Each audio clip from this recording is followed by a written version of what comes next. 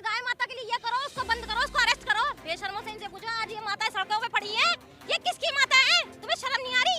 ये जो है ना इतिहास लिखा जाएगा इस किसान आंदोलन का। और हमारे किसान भाई और हम सब लोग जब तक वापस नहीं जाएंगे, जब तक काला कानून वापस नहीं होगा, मर जाएंगे।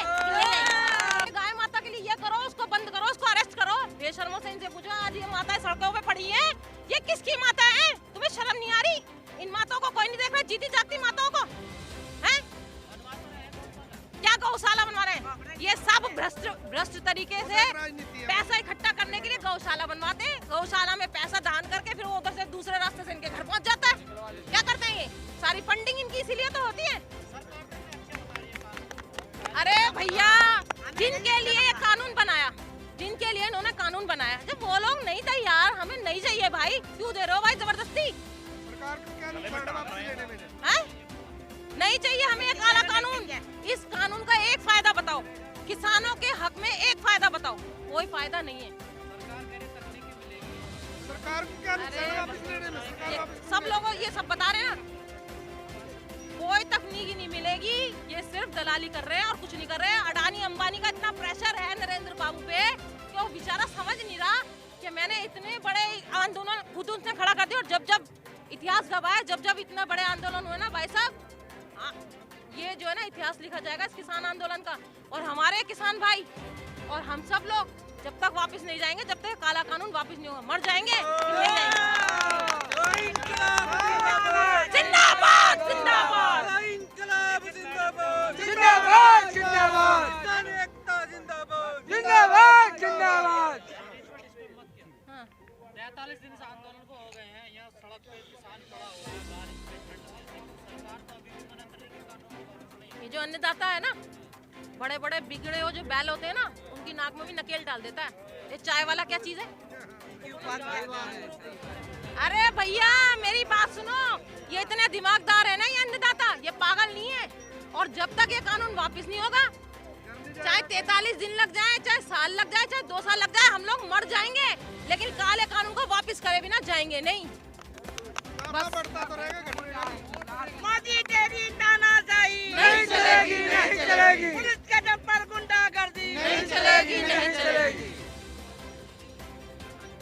हमारी माताओं बहनों, उद्योगपतियों को तो असली फायदा हो रहा है। उद्योगपतियों को तो फायदा है, उन चंद उद्योगपतियों को फायदा पहुंचाने के लिए ये करोड़ों किसानों की जिंदगी के साथ खेल रहे हैं।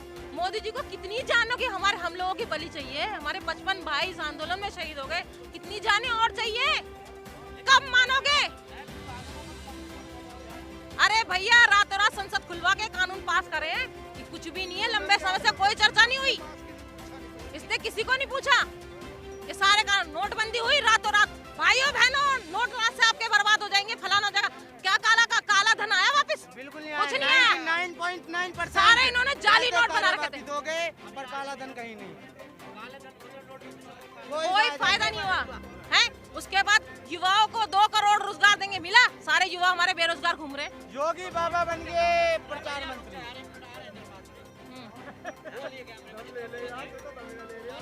तो कोई फायदा नहीं हो रहा इन लोगों की जुमलेबाजों की जो सरकार है ना। नोटबंदी से कोई फायदा नहीं हुआ, नहीं हुआ, जीएसटी से कोई फायदा नहीं हुआ। 2 करोड़ रोजगार नहीं मिले, 15 लाख नहीं आए। तो वोट कौन देता, जीत कहाँ से जाते हैं? अरे भैया ईवीएम, मैं ये कहना चाहती हूँ, मोदी जी अगर वाकई में ही अपनी माँ के लाल हो ना, मेरी बात सुनो,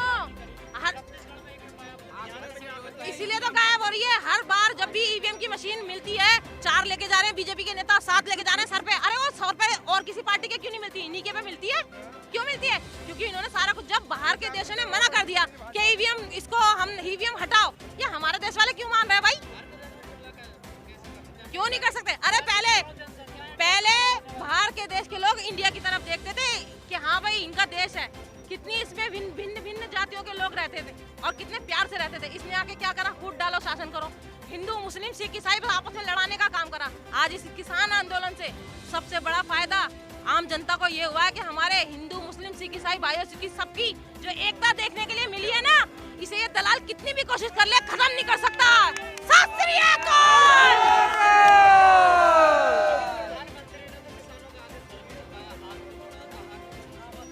प्रधानमंत्री को तो इनके आगे सर झुकाना ही पड़ेगा, झुकाना पड़ेगा। क्यों? इनके साथ अरे ऐसे थोड़ी इस काले कानून को वापस लेके माफी मांगेंगे अन्नदाता से, तब जाएंगे हम अपने घर। वो भी हमारे आंदोलन के अंदर भैया वापस, अरे कब तक नहीं लेगी? एक टाइम तो आता है। बड़े बड़े राजा महाराजों का घमंड ही नहीं रहा, बड़े बड़े लाल किले बना के लोग चले गए। कफन में जेब नहीं होती, कफन में जेब नहीं होती, ये सोचो। पूरे देश पे वो कर लिया था। समझ रहे हो ना? बड़े बड़े लोगों का घमंड ही नहीं रहे, तो ये चाय वाला क्या चीज है? बहुत घमंड में, ये घमंड में ही तो है, ये घमंड ही इसका बोल रहा है। इस चीज का घमंड है कि मैं प्रधानमंत्री हूँ, मैं जो चाहूंगा वो कर लूंगा। जब तो हमारे 55 भाई शहीद हो गए, इनको शर्म नहीं आ रही? अरे इस फकीर से ये पूछो, तुम्हारे बाप दादाओं की तो चाय की दुकान थी, जो तू इतने महंगे महंगे कपड़े पहना हो, कहाँ से आ रहे फकीर के पास? हैं? कहाँ से आ रहे हैं इसके पास? ये हेलीकॉप्टर कहाँ से आ रहे हैं इसके पास? कहाँ से आ रहे हैं? हम लोग को करता है तब। अरे वो हमारा ही तो गरीब आदमियों को तो जूस निकाल रहा है कोलू में डाल के और मजे कर रहा है वो। तो बेशर्म को शर्म आ रही है? प्रधान सेवक, अरे बस तुम रहने दो ये प्रधान सेवक। इस प्रधान सेवक की वजह से आज अन्नदाता सड़क पे है। और पहले इतनी सरकारें आई, क्यों नहीं हुआ ये जन आंदोलन बन गया है, किसान आंदोलन है? इसको शर्म आ रही है? अगर ये नहीं, मोदी जी ने अगर ये काला कानून वापस नहीं करा तो इसका हशर बहुत खराब होने वाला है, मैं आपको ये बता रही हूँ। चाहे इसे हमारे 1 साल लग जाए, 2 साल लग जाए, चाहे 10 साल लग जाए, सारा किसान यहाँ से इकट्ठा होता जाएगा, यहीं बैठे रहेंगे, मरना मंजूर है, जाएंगे नहीं भाई साहब। अरे मेरी बात सुनो, यहाँ सुनो एक बात सुनो भाई साहब, जो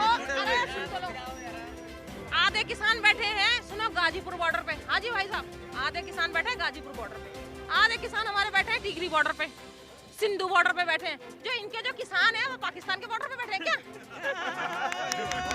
कौन से बॉर्डर पे बैठे हैं वो? अरे उस दलाल की तो तुम बोलो ही मत, बस इन दलालों को तो तुम छोड़ दो, बस तुम इतनी बात हमारी कहलवा वहाँ पहुँचा दो उस गूंगे बैरे के पास कि इस काले कानून को वापस ले ले। भाइयों बहनों, मन की बात, इसने तो अपनी बीवी की मन की बात नहीं सुनी।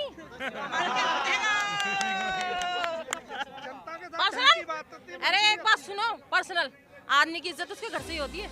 इसकी बीवी इसकी इज्जत नहीं कर रही, क्यों नहीं कर रही? तो इसने कुछ अच्छा ही नहीं करा ना। 17 साल की उम्र में घर से भाग गया महापुरुष। अरे मेरी बात सुनो, जब ये मर जाएगा ना, एक आदमी में ये नहीं कहेगा कि अच्छा था, ये कहेंगे बढ़िया हुआ, दिल अद्दर कटा, मजबूत।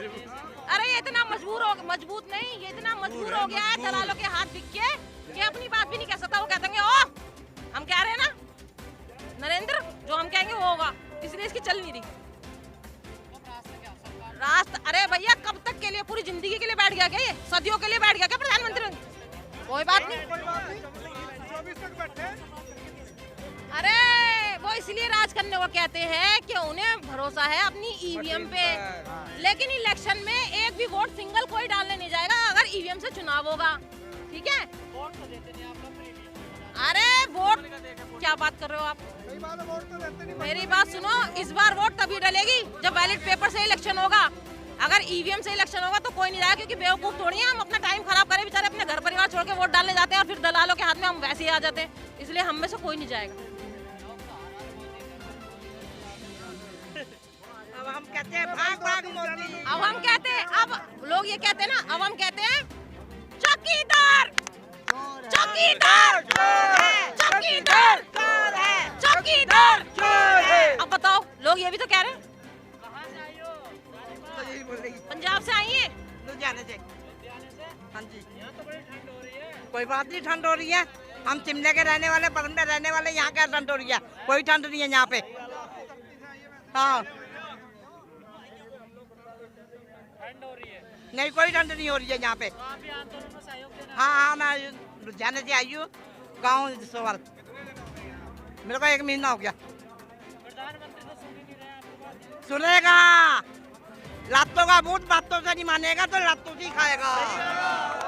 हाँ, जब पंजाब का लठ पड़ेगा ना, पता लग जाएगा एक एग्जाम। और कहाँ मारेंगे? उसकी पिन्नियों में।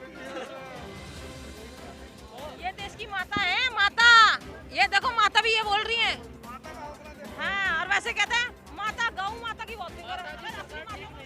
ना बिल्कुल भी टके की सरकार नहीं है, 1 टके की सरकार नहीं है ये ना, नहीं आएंगे, रो रहे हैं सड़कों पर बैठ के।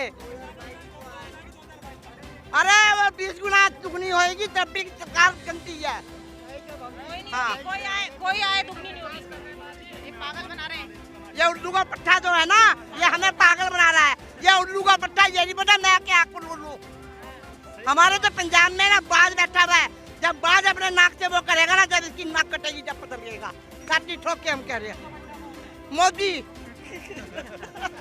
हाँ, कोई प्रधानमंत्री जो हमें यहाँ बैठा रखा हो, प्रधानमंत्री है वो हमारा, काहे का प्रधानमंत्री है जिसने 7 साल में हमारा बेड़ा कर करके रख दिया। कुछ भी नहीं है मोदी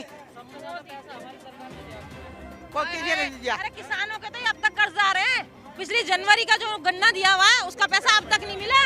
किसानों के तो ये अब तक कर्ज आ रहे हैं, बेशरम क्या देंगे किसानों को? 2-2 हजार रुपए दे रहे हैं हमारे 9 करोड़ किसानों को। अरे तुम उल्टे आके 4-4 हजार ले लो इनसे, इनके बराबर बड़े दिल वाला कोई नहीं मिल सकता। इस दलाल को कहो दलाली छोड़ दे, अब भी शर्म कर ले। यहाँ पे यज्ञ चल रहा है तो सद्बुद्धि दे ऊपर वाला। बेशरम यज्ञ क्यों करते? अब यही बताना पड़ेगा। टेढ़ नहीं कर रहे हैं। मोदी भक्त हो गया आप भी हैं? मोदी की बुद्धि भ्रष्ट हो गई है, उसको दिखाने के लिए ये यज्ञ इसलिए कर रहे हैं, मोदी जी की जो बुद्धि भ्रष्ट हो गई है, भ्रष्ट बुद्धि जो भ्रष्ट हो गई है वो सही हो जाए और वो इस काले कानून को वापस ले ले और हमारे किसान भाई अपने खुशी खुशी घर चले जाए। होएगा भैया, होएगा, असर होगा, अब नहीं होगा, 10 दिन बाद होगा। 26 जनवरी को ना दिल्ली में देखना क्या आलम होना है। अरे मैं वही तो कह रही हूँ, जबरदस्ती तानाशाही चला रहे हैं ना अपनी। जब इतना बड़ा देश का इतना बड़ा दबका सड़कों पे आया पड़ा है, तभी तुम्हें शर्म नहीं आ रही कि कोई जनता हमारी बात सुन नहीं रही? अरे अब तो हम मान जाए। किसान नहीं मान रहे हमें?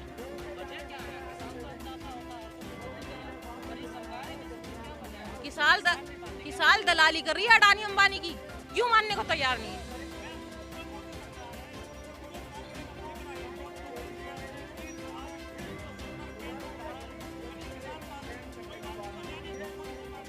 वापस नहीं लिया ना, मेरी बात सुनो।